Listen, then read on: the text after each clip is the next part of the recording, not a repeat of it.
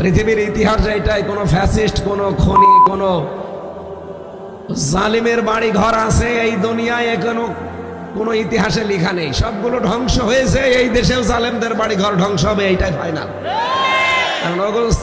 চিহ্ন রাখার দরকার নেই। আগামী প্রজন্ম যারা আসবে ওই চিহ্ন দেখে আরো ঘৃণা করবে। সুতরাং মিঠে যাক, দরকার হয় ওখানে মন্দির বানিয়ে দেন অথবা মসজিদ বানিয়ে দেন, সর্বোপরি যদি কিছু ভালো না লাগে পায়খানা বানিয়ে দেন, লিখে দেন জাতীয় টয়লেট। কি আবু জেহেলের বাড়ি যদি হতে পারে, আবু জেহেল জালেম ছিল, পৃথিবীতে যারা জালেম তাদেরও বাড়ি ঘর এটাই করা লাগবে। অনেক ছেলেরা দেখলাম কালকে ইট খুলে নিয়ে চলে যাচ্ছে আর বলছে এটা পরবর্তী যারা নাতি নাতরি আসবে তাদের জন্য রেখে দিলাম। কত ঘৃণা জন্মিয়েছে আপনি টের পাচ্ছেন? এই জন্য আগামী থেকে কেউ যেন জালেম হওয়ার চেষ্টা করবেন না। এটা কিন্তু আর আগস্টের 5 তারিখের আগে নেই, এ দেশ এখন পাল্টিয়ে গেছে। কথা বলেন না কেন? আগামী থেকে যারা আসবে এই দেশে বসবাস করতে হলে মানবতা নিয়ে, ইসলাম নিয়ে বাস করা লাগবে।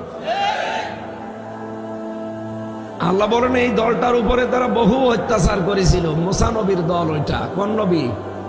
আমি আল্লাহ ইচ্ছা করলাম তাদের উপরে অনুগ্রহ করে জমিনের নেতা তাদেরকে বানিয়ে দিলাম, আর জমিনের উত্তরাধিকারী আমি তাদের বানালাম। এটা হাজার হাজার বছর আগের কথা।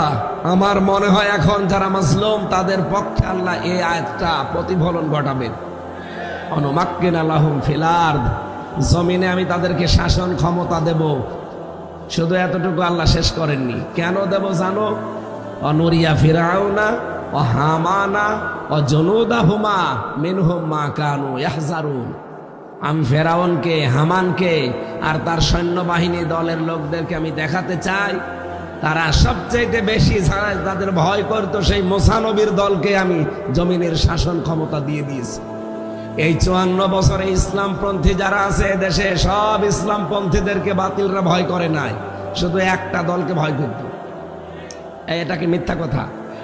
জবাব দেন না কোন কারণে এটা মিথ্যা কথা? 54 বছরে তো কত ইসলামী দল আছে, কাউকে কিছু মনেই করতো না বাতিলরা, শুধু কাঁপতো, ভয় পেত একটা দলকে, যারা এই দেশে আল্লাহর আইন কায়েম করতে চায় তাদেরকে। এই কথা বলেন না কেন?